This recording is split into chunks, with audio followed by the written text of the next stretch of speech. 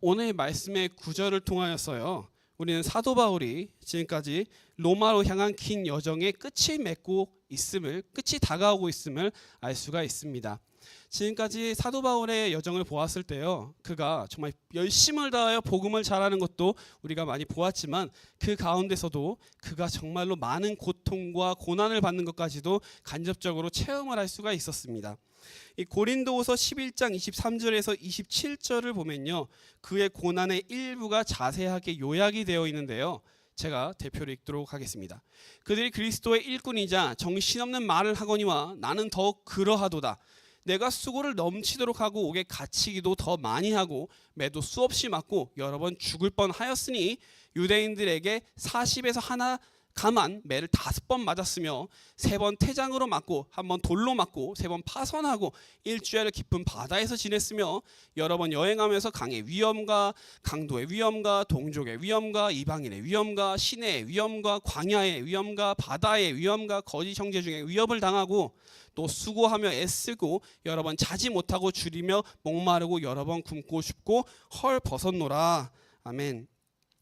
루스드라에서 유대인들에게 돌에 맞았다가 죽었다가 살아난 사도 바울을 보면서요, 만약에 우리가 지금 사도 바울의 입장에 있다면 이러한 정말 숱한 고통 가운데서도 선교를 계속할 마음이 들겠느냐라는 생각을 한번 하게끔 만드는 구절입니다. 그러면 저는 이 구절을 들었을 때 어떠한 생각을 하였냐면, 아마 사도 바울이 이 길은 내 길이 아닐 수도 있겠다라는 생각을 간접적으로 하지는 않았을까도 생각을 했어요.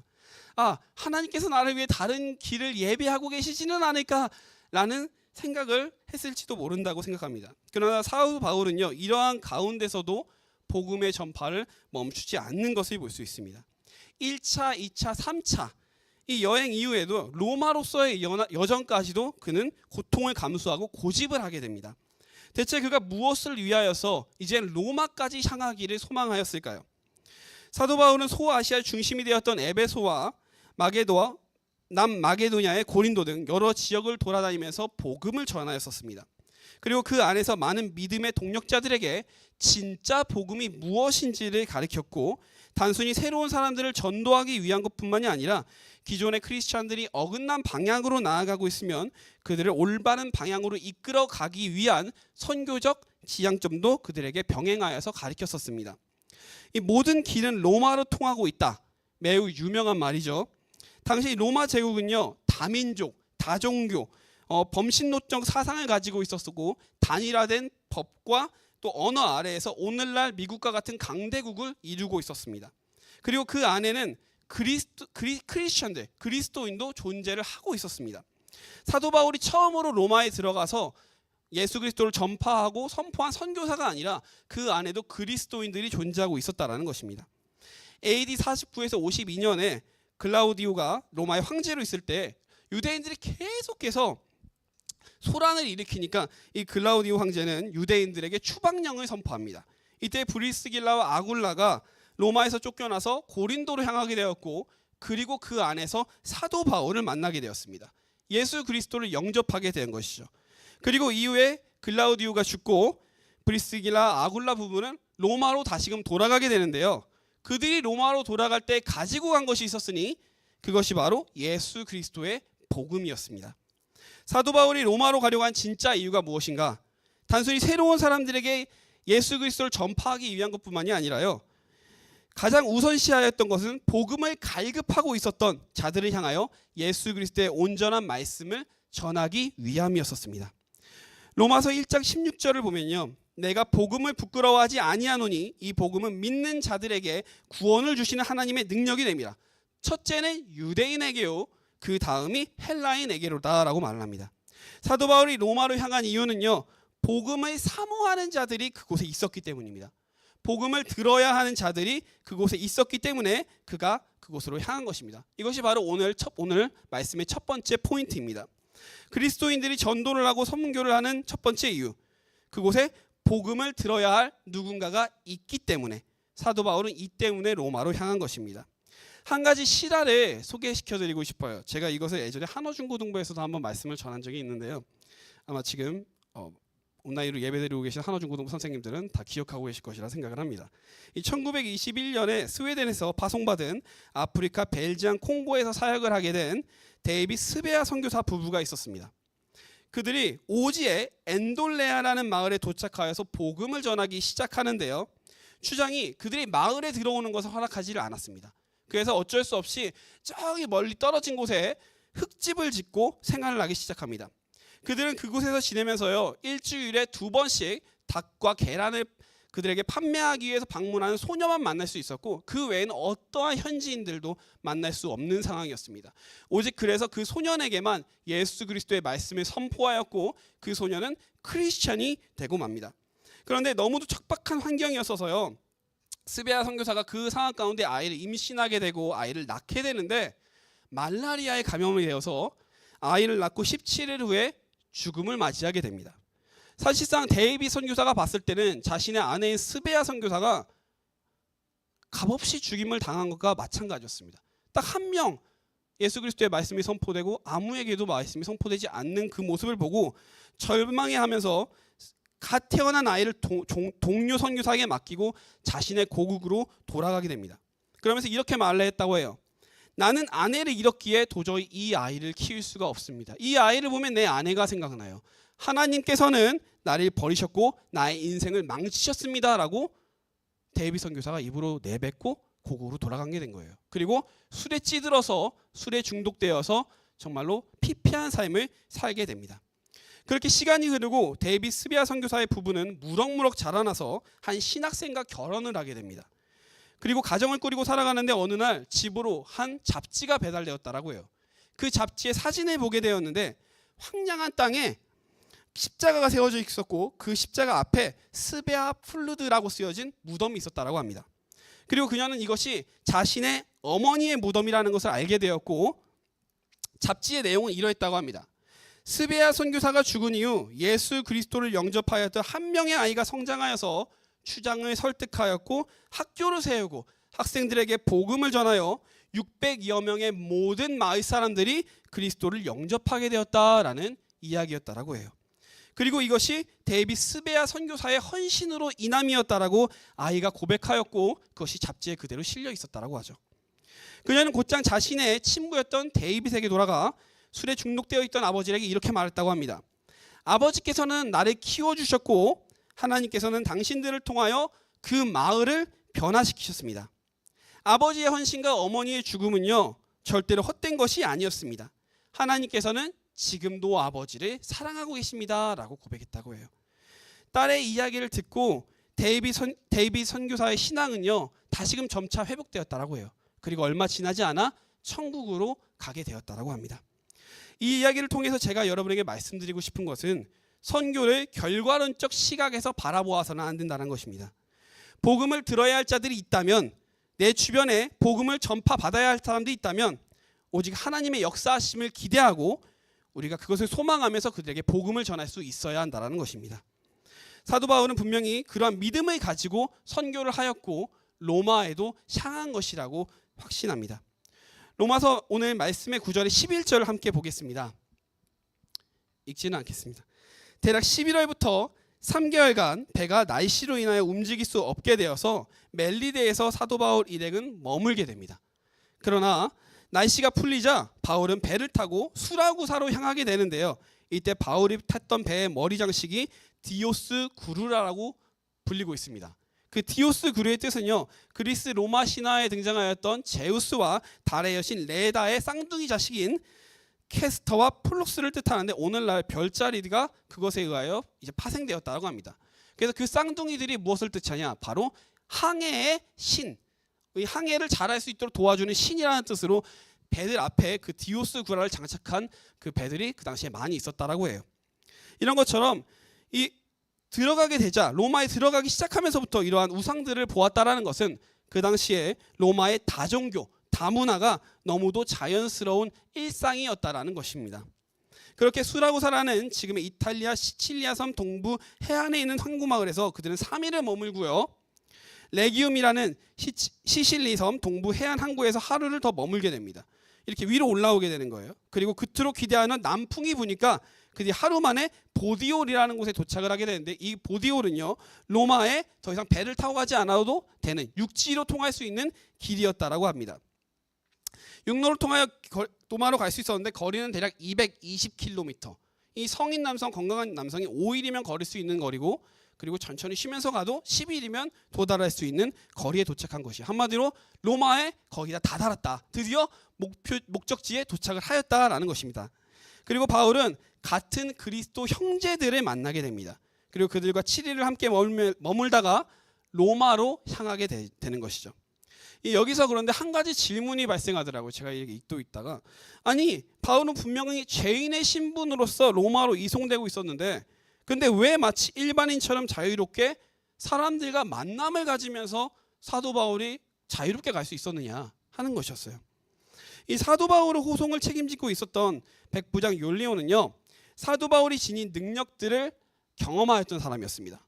폭풍 가운데서도 담대히 예수 그리스도의 말씀을 선포하는 그의 모습, 그리고 멜리데 섬에서 많은 사람들에게 이적과 기적을 행하는 모습을 보면서요, 그는 분명히 사도 바울로부터 하나님을 느끼고 그리스도의 향기를 느꼈었을 것입니다. 그렇게 그는 그에게, 사도 바울에게 파격적인 신뢰와 자유를 허락한 것이었을 것입니다. 그래서 여기서 두 번째 포인트가 등장합니다. 우리 모두가 기억하기를 소망합니다. 세상 가운데 예수 그리스도의 향기를 용기 있게 뿜어낼 수 있을 때 세상이 복음 앞에 순복하게 된다. 제가 H마트에서 친구 사역자가 전도를 할 때 있었던 일을 한번 공유해 보려고 합니다. 제가 전도 사역자가, 저랑 같은 동료가 이제 기타를 치고 제가 전도제를 나누고 있으면요, 꼭 20불에서 100불씩 헌금을 해주시는 분들이 계셨어요. 이 외국 분들이요. 그리고 이것이 가끔이 아니라 정말 자주 그러했습니다. 어떤 분은 과일을 사다 주시고 커피를 사다 주시고 기프트 카드도 주시고, 제가 안 받으려고 해도 억지로 주고 가시는 것을 볼 수 있었어요. 그러면서 공통적으로 이렇게 말씀을 하시더라고요. 용기 있게 예수 그리스도의 복음을 전파해 주셔서 너무 감사하다. 찬양을 들으니 나의 마음에 위로가 된다. 처음에는 그곳으로 가면서, 이제 처음에 제가 전도를 시작했을 때 동료 전도사와 사람들이 전도지를 받지 않을 것이라 생각했어요. 무시하고 가겠지. 요즘 들어서 오늘날 시대에 누가 이런 방식으로 전도를 해. 근데 그게 아니라 그 가운데서 많은 사람들이 감동을 받는 것을 볼 수가 있었습니다. 그들이 전도지를 받으면서 가시는 모습을 보면서 저도 당연히 용기를 가지게 되었습니다. 그런데 모두 이렇지만은 않더라고요. 이 전도지를 드리면 No God, No Jesus 이러면서 전도지를 훅 뿌리면서 가시는 분들도 있었어요. 이때 힘이 쭉 빠지죠. 근데 어떤 사람들은, 어떤 분에게는 전도지를 드렸더니 저한테 가시면서 이렇게 큰 소리로 말씀하시더라고요. 내가 땡땡땡 교회 권사야. 권사응, 나 권사라고 알지? 이러는 거예요. 그러면서 전도지를 휙 하면서 저에게 주시더라고요. 마음이 상처가 되는 거예요. 근데 제 동료 전도사가 그것을 보지 못하고 그분에게 또다시 전도지를 주었어요. 그러니까 이제 더 심해진 거예요. 딱 붙잡고 한 몇 분 동안 내 인생 여정과 나의 직분을 받은 계기와 내가 어떠한 사역을 하였는지 막 말씀하시면서 호되게 이야기하시다가 전도지를 다시금 이렇게 지어주시면서 가시더라고요. 그 모습을 보면서 생각을 하게 됩니다. 어쩌면 크리스찬들이 실망하는 대상이 같은 크리스찬일 수도 있겠다라는 생각을 한 적이 있었어요. 우리 모두는요, 그리스도의 향기를 내뿜을 수 있는 자들이 되기를 간절히 바랍니다. 사도 바울을 만났을 때 그를 격려하면서 응원하고 함께하였던 그리스도 형제들처럼 그러한 삶을 우리 모두가 함께 경험하고 살아가기를 간절히 소망을 합니다. 계속해서 사도 바울 15절에서 새로운 그리스도의 형제들이 등장하는 것을 볼 수 있습니다. 그들은 로마에서요 60km나 떨어진 아비오 광장과 트레이스 타베른의 마을까지 사도 바울 일행을 마중을 나왔습니다. 60km면 거의 12시간 30분 거리, 평균 사람이 걷는 속도가 4.8km/h이라고 말을 해요. 그러니까 대략 12시간 30분을 사도 바울을 만나기 위해서 열심히 걸어서 사도 바울을 영접하였다라는 것입니다. 사도 바울은 이때 처음 만난 사람들이었을지 몰라요. 그들이 처음으로 이렇게 얼굴을 맞댄 사람이었을지 몰라요. 그러나 벅찬 감동을 주체하지 못하였다라고 합니다. 15절에서 이렇게 이야기를 하죠. 하나님께 감사하고 담대한 마음을 가지게 되었다. 서로가 그리스도의 향기를 품어내고 서로를 응원하고 나아가니 서로가 열심을 다하여 하나님 앞에 순종하고 그 마음을 하나님께 올려드릴 수 있는 강대한 마음을 가지게 되었다라는 것이에요. 크리스천이네. 나도 크리스천인데. 세상 가운데 만나고 기뻐하고 포옹하고 1+1이 2가 아니라 3이 되는 그러한 역사가 우리 안디옥 교회 가운데 임하기를 간절히 소망합니다. 이 사도 바울은요, 오늘날로 치면요, 불구속 입건을 당하게 됩니다. 불구속 입건이라 하면 구속된 것은 아니고 이제 자유가 약간 억압받는 수준이었다라는 것이죠. 근데 어쩌면 오히려 이것이 하나님의 예비하심일 수도 있겠다라고 생각을 합니다.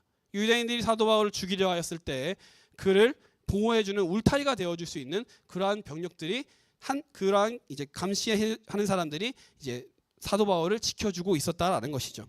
그러나 그 중에 이제 지도자급 되는 유대인들이 사도 바울을 방문하게 됩니다. 그리고 그들에게 사도 바울이 스스로의 행적과 스스로의 모습을 변호를 하는데요. 사도 바울은 생각했던 것 같습니다. 분명히 예루살렘에 있던 유대인들이 자신을 억압하고 핍박하기 위해서 편지를 보내고 자신을 시해하기 위해서 사람들을 보내었을 것이다 라고 생각을 했을지 몰라요. 그런데 그들이 이렇게 말합니다. 오히려 유대인들인 우리는 너에 대해서 자세히 너의 나쁜 것들에 대해서 듣지 못하였다 라고 그들은 언급을 합니다. 21절과 22절을 함께 읽도록 하겠습니다. 그들이 이르되 우리가 유대에서 내게 대한 편지도 받은 일이 없고 또 형제 중 누가 와서 내게 대하여 좋지 못한 것을 전하든지 이야기하는 일도 없느니라. 이에 우리가 너의 사상이 어떠한 것을 듣고자 하니 이 파에 대하여는 어디서든지 반대를 받는 줄 알기 때문이라 하더라. 아멘. 저는 여기서 정말 깜짝 놀랐습니다. 사도 바울을 지극히 괴롭히던 그들이 로마로 편지를 보내지 않았다? 사람을 보내지 않았다? 어쩌면요, 편지가 풍랑으로 인하여서 전달되지 않은 것이 아닌가. 사도 바울이 그들보다 더 일찍 그렇게 고난과 역경을 당하면서 왔는데도 불구하고 사도 바울이 더 일찍 온 것이 아닌가. 정말 그 가운데서 하나님의 섭리를 느낄 수 있었어요. 만약 편지가 또는 소식이 들려왔다면요, 로마에 있는 유대인들은요, 생눈을 끼고 그 사도 바울을 평가하고 잣대를 이렇게 댔을지 몰라요. 그러나 그들은 아무것도 전달을 받지 못하였고 사도 바울로부터 열린 모습과 관용적인 태도를 보입니다. 그가 그러면서 이렇게 말을 하죠. 이스라엘의 소망에 대하여 너에게 전달을 한다. 이것이 마지막 포인트입니다. 이 모든 것은 하나님의 섭리 가운데 있습니다. 복음이 전달되어야 할 자에게는 어떠한 방법으로든 그것을 전달하시는 분이 여호와 하나님이심을 우리는 기억해야 됩니다. 죽은 자의 부활에 대한 미래의 소망을 보여주신 예수님, 이것이 바로 이스라엘의 소망이죠. 성령님의 임재를 통하여 세상에 이루어질 하나님의 구원, 예수 그리스도의 영광, 우리 모두가 하나님의 섭리 가운데 그분의 계획 가운데 용기 있게 그리스도의 향기를 품어낼 수 있는 자들 되길 간절히 소망합니다. 제가 오늘 열심히 드라이브를 이제 운전을 하면서 교회를 향했어요. 그런데 갑자기 레드라이트가 켜지더라고요. 이게 무슨 일이지 하면서 바라봤는데 타이어가, 제가 어제 이제 신방을 가는 길에 목사님들과 타이어 이야기를 했는데 어떻게 된 게 오늘 타이어가 펑크가 하나 난 거예요. 빨간색 불이 켜져서 오고 있는데 덜덜덜거리면서 이게 어떡하지? 평균 40 정도 바람이 들어가 있는데 24, 23으로 이렇게 가고 있더라고요. 근데 참 다행인 것이 있었어요. 내 타이어는 터지는 타이어가 아니구나. 터지는 타이어가 아니라 한 몇 마일 정도 더 갈 수 있거든요. 몇십 마일. 이것을 보면서 어떠한 것을 깨달았는가. 일상생활에서도 느끼는 거지만 복음도 이래야 된다. 내가 너무도 어렵고 힘들고 아픔 가운데서 복음에 전파하는 일이 힘들어서 주체하고 터진 타이어처럼 멈추는 것이 아니라 그러한 가운데서도 복음을 붙들고 나아가고 전진할 수 있을 때 누가 나를 견인해 주지 아니하고도 내가 스스로 하나님을 만나고 정비받고 치유받을 수 있다라는 것을 그러한 가운데서 깨닫게 되었어요. 우리 모두가 그러한 우리 안디옥 교회 성도님들 되기를 간절히 소망합니다. 오직 예수 그리스도를 붙들고 나의 인간적인 생각이나 그런 것들로 판단하는 것이 아니라 그 장소에, 내가 향할 장소에 내 이웃들 중에 복음이 전파되어야 될 사람들이 분명히 보인다면 담대하게 나아가서 복음을 전달하시길 바랍니다. 그때 모든 것은 하나님께서 임하시고 하나님께서 역사하심을 우리는 기대하면서 바라볼 수 있게 될 것입니다. 그러한 우리가 모두가 되기를 간절히 소망합니다.